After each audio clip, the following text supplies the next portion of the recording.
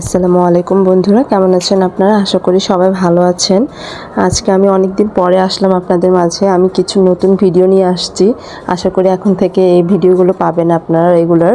এই যে আমি কয়েকদিন আগেই মাত্র বেকিং একটা কোর্স কমপ্লিট করলাম, তো সেখান থেকে আমি আপনাদেরকে কিছু অভিজ্ঞতা আপনাদেরকে শেয়ার করব। এই যে দেখেন, আমি এখানে পাউন্ড কেক বানাচ্ছি। কোর্সটা আসলে 5 দিনের ছিল। আমি 5 দিনের কোর্সটাই কমপ্লিট করেছি। আলহামদুলিল্লাহ, খুব ভালোভাবেই ম্যাম আমাদেরকে শিখিয়েছে। এখন সেখান থেকে আমি শিখে আসলাম সেটাই আপনাদেরকে শেয়ার করছি। এখন আমি বাসায় এটা বানিয়ে আমি ট্রাই করছি। এই যে পাউন্ড কেক আর কাপ কেক, দুইটা কেক আমি বানাইলাম। প্রথমে আমি সব কিছু রেডি করে নিছি, সামনে পরিমাণ মতো সব কিছুই নিয়ে নিছি।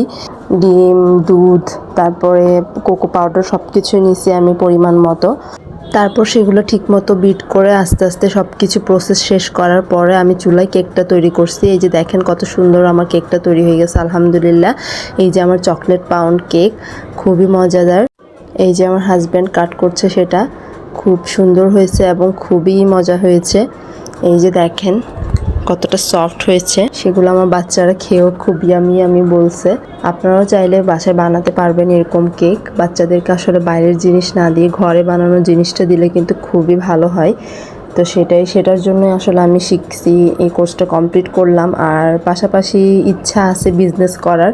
আপনারা সবাই আমার পাশে থাকবেন যদি ভালোভাবে তারপরে এই যে আমার কেকটা প্রায় কাটা কমপ্লিট হয়ে গেছে। এই যে আমি আরেকটা কেক তৈরি করছি। এই যে এখানে ভ্যানিলা স্ট্রবেরি, খুবই মজা হয়েছে কেকটা। এই যে দেখেন, তারপর আমি সিরাপ লাগিয়ে দিচ্ছি। এই যে চিনি আর পানি দিয়ে একটা সিরাপ বানাতে হয়, ওই সিরাপটা বানিয়ে নিয়েছি। এই যে এখন এটা কাট করলাম। আল্লাহ হাফেজ।